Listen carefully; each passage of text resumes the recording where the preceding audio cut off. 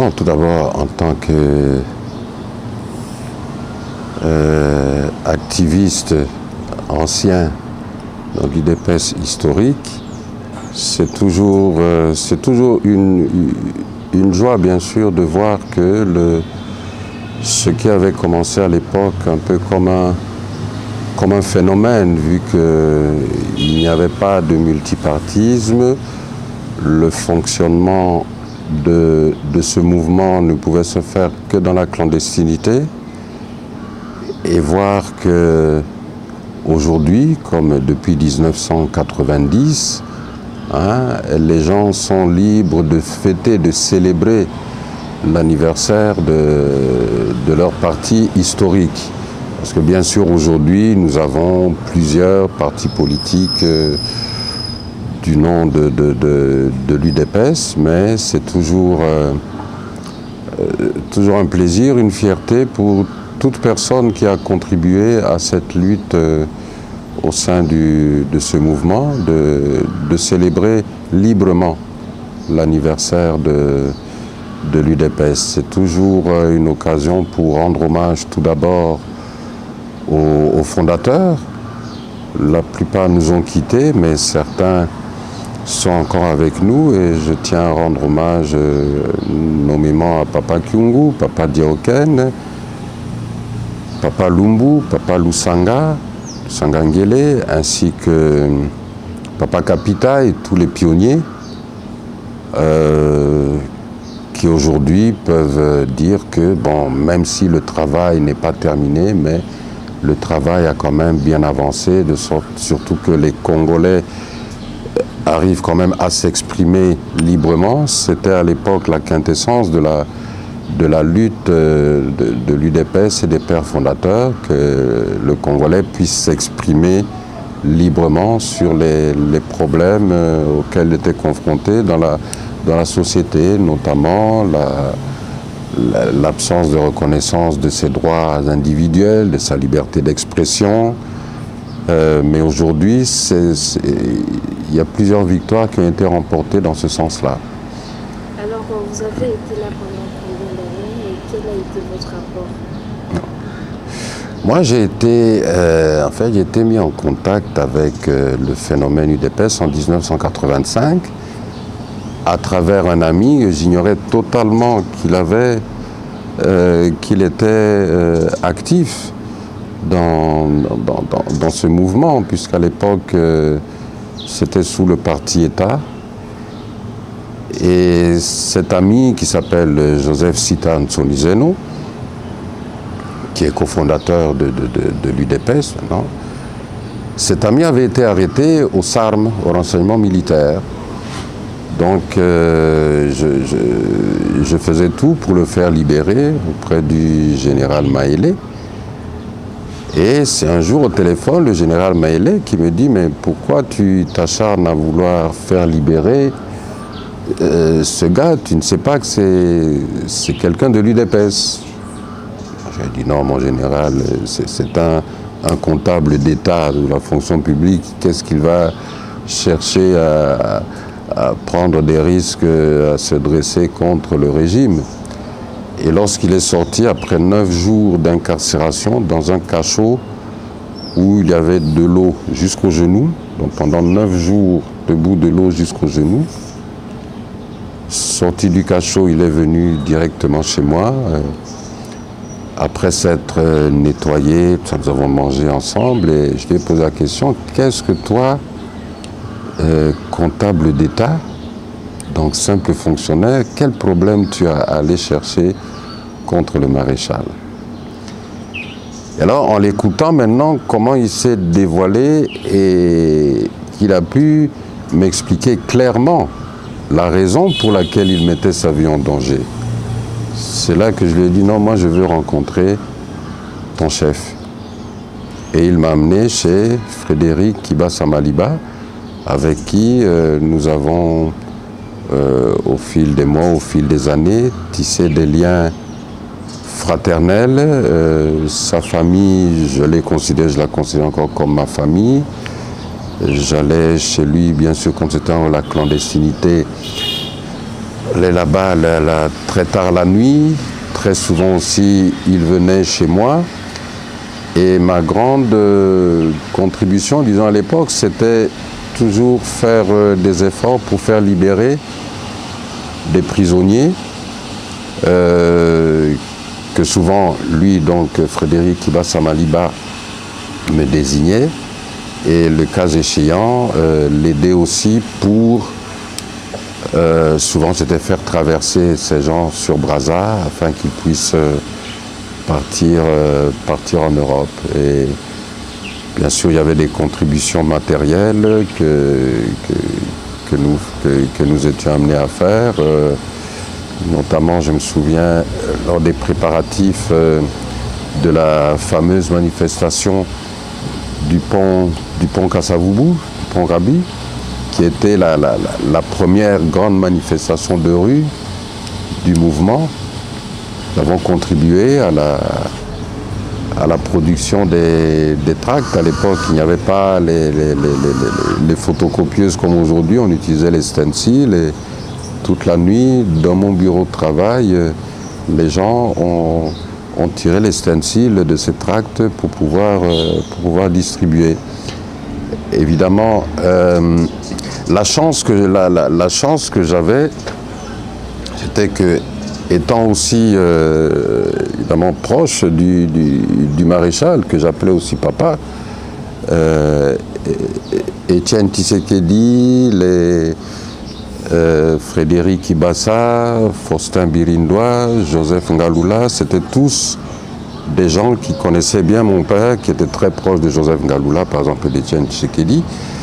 Mais j'avais eu l'opportunité à 4 reprises de parler du phénomène UDPS face à face et seul à seul avec le maréchal Mobutu.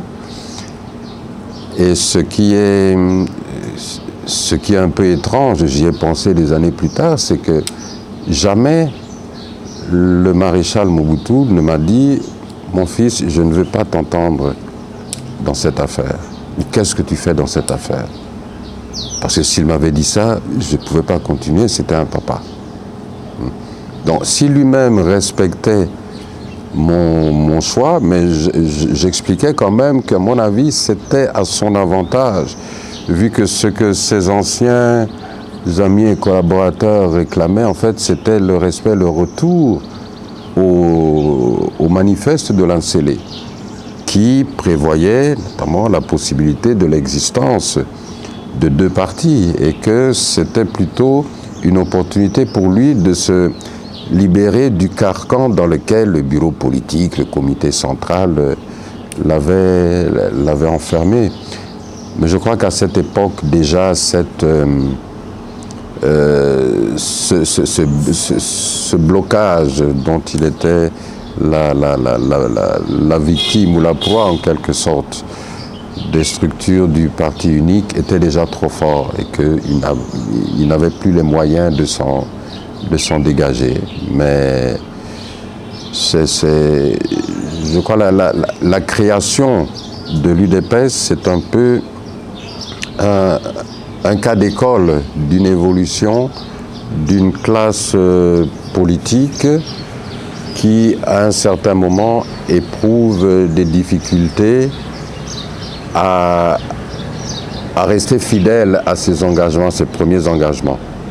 Ouais, ce qui crée des frictions et qui crée des divisions entre les initiateurs, vu que nous savons parmi les initiateurs du manifeste de l'Ancélé, il y avait aussi Étienne Tshisekedi qui était très proche en termes d'amitié avec le président Mobutu. Alors, quelle est votre plus grande réalisation au sein de ces partis qui vous rend jusqu'aujourd'hui fiers de vous?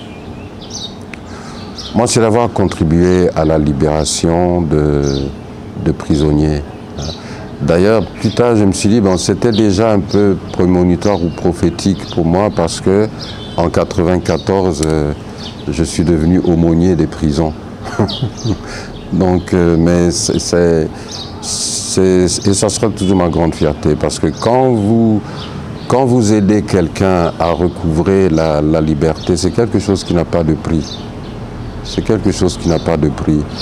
Bien sûr, il y a aussi des gens que vous pouvez dire, bon, j'ai aidé celui-là à échapper à la mort, peut-être, oui, mais la libération ne fût-ce que d'un prisonnier, ça reste toujours ma fierté. Alors, 37 ans après, l'UDPS accède au pouvoir. Surtout que dans le cas dont je vous ai parlé de Joseph Sita, donc nous sommes en 85, et quand il est sorti de cachot, il est venu chez moi, il s'est lavé à la douche de ma piscine, je lui ai donné un habit, c'était un ensemble pagne comme ça, il a ça jusqu'aujourd'hui. Jusqu'aujourd'hui, il a ce vêtement. Donc c'est une grande, ça sera toujours ma plus grande fierté. On a accompli d'autres choses au niveau politique. Par exemple, c'était un grand honneur, bien sûr, et privilège d'œuvrer en visibilité aux côtés de feu Étienne Tshisekedi. Mais en termes de fierté personnelle, c'est d'avoir pu aider des gens à recouvrer la liberté et à continuer à œuvrer pour leur propre mission. Alors, 37 ans après, l'UDPS accède au pouvoir à travers Félix Tshisekedi qui représente qui toi aujourd'hui? Bon, je crois que pour tous les UDPsiens, c'est un pas, c'est une étape franchie. Bien sûr, ça a été dans un contexte particulier, puisque c'était une proclamation de résultats par une CENI que l'UDPS elle-même a toujours décriée. Une CENI que nous savons qu'elle n'est pas attachée ni à la justice ni à la vérité. Mais le fait qu'aujourd'hui le président légal et le chef de l'État de la RDC, c'est non seulement un membre de l'UDPS, mais c'est le président de l'UDPS Tshisekedi, et il porte le nom de Tshisekedi. Je crois qu'il y a une symbolique qu'il faut... il y a une symbolique qui fait que ça donne un espoir encore plus grand pour les combattants, je crois, de l'UDPS, dans la responsabilité aussi pour ce parti d'aller jusqu'au bout de sa mission. Étienne Tshisekedi avait fait le leitmotiv de son combat, c'était l'état de droit et la démocratie. Évidemment, tout le monde s'attend maintenant à des changements radicaux en ce qui concerne un véritable état de droit et une véritable démocratie. Ce ne sera pas facile vu que, bien que la présidence est occupée par l'UDPS, mais l'UDPS n'a pas pu gagner les législatives et a eu même moins de députés qu'en 2011. Or, comme nous savons, selon notre Constitution, c'est le gouvernement qui est issu de la majorité parlementaire qui gouverne, en collaboration avec le président, mais c'est le gouvernement qui gouverne. Alors, on verra un peu comme de part et d'autre, on nous parle de l'existence d'un accord préalable entre le président sortant et le président entrant. Comment, dans le cadre de cet accord, les choses vont se passer. Ce que nous savons déjà, c'est que nous aurons affaire à un gouvernement. Il n'y aura pas une cohabitation, mais ça sera une coalition. C'est ce que Joseph Kabila avait dit dans son discours pas d'adieu, mais de revoir.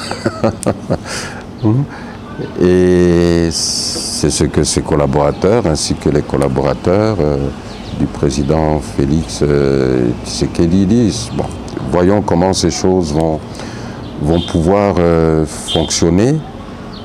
Mais vous savez, Je pense que la grande difficulté pour l'UDPS, et plus particulièrement pour l'UDPS Tshisekedi, c'est justement de prendre conscience que maintenant, vous faites partie du pouvoir. Vous allez gérer en coalition avec ceux qui ont gagné au niveau du Parlement et vous représenterez le pouvoir. Donc vous serez critiqué. Et vous devez accepter d'être critiqué. Ce qui est très difficile parce que lorsque vous avez, pendant des décennies, vous avez critiqué les autres, vous n'êtes peut-être pas préparé à être critiqué maintenant à votre tour. Et ça, c'est une transformation qui sera obligatoire, qui sera inévitable. Il faudra que l'UDPS accepte d'être critiqué et d'être pour se remettre toujours en question et montrer sur le terrain que ce n'était pas seulement un parti d'opposition, un parti capable de critiquer, mais que c'est un parti qui est capable de gérer la res publica pour le bien des Congolais et effectivement améliorer les conditions de vie des Congolais. C'est tout ce que le Congolais demande. Alors, lors de la tournée diplomatique du chef de l'État, il a émis le vœu de pouvoir rapatrier le corps de son père dans les semaines qui suivent. Qu'en pensez-vous ? Écoutez, ça fait 2 ans qu'Étienne Tshisekedi, la dépouille d'Étienne Tshisekedi traîne dans un funérarium à Bruxelles. Je crois qu'il est plus que temps, d'autant plus que maintenant que c'est Félix qui est installé à la présidence, que ce corps puisse finalement revenir en RDC. Personnellement, j'imaginais que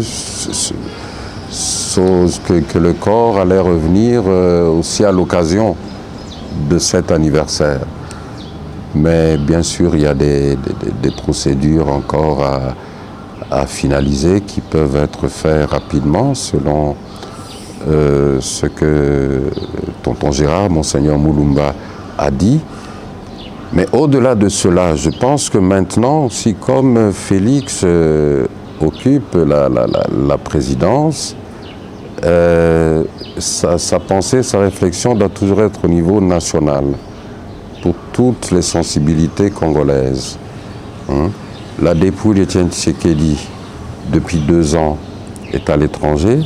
La dépouille du maréchal Mobutu, depuis presque 22 ans, est à l'étranger. La dépouille de Moïse Tshombe, depuis 50 ans, est à l'étranger. Et les Congolais n'ont pas pu faire non plus le deuil national de Patrice Emery Lumumba.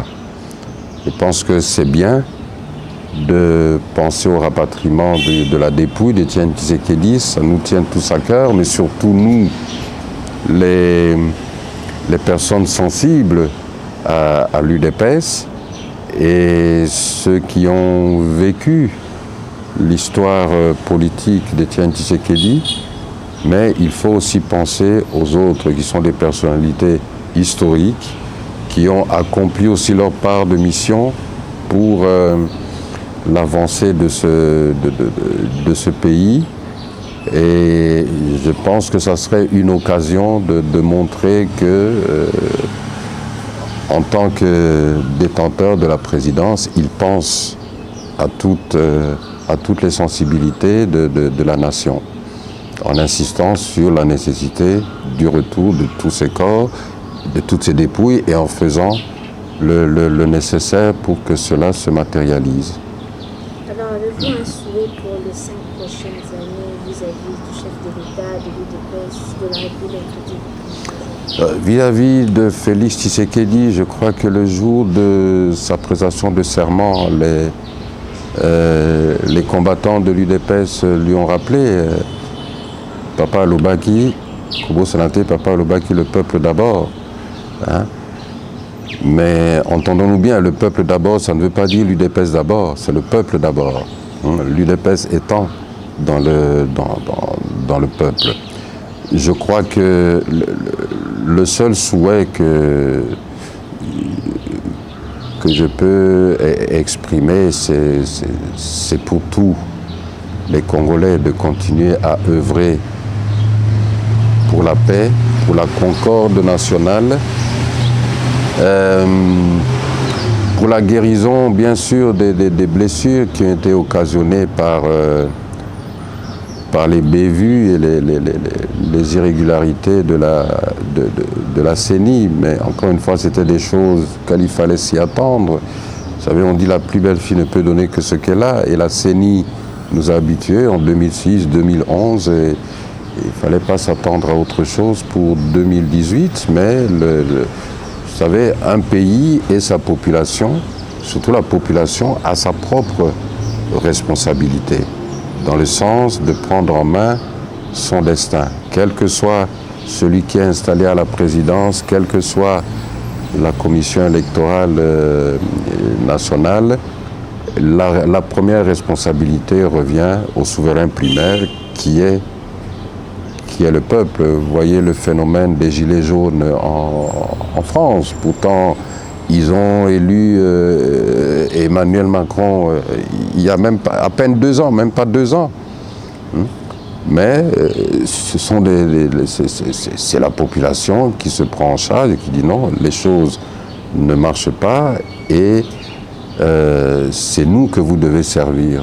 Vous ne devez pas vous servir vous-même ou une certaine caste ou une certaine famille, mais c'est nous que vous devez servir. En fait, c'est ça, le peuple d'abord. On trouve ça en France et c'est ce que les Congolais réclament aussi.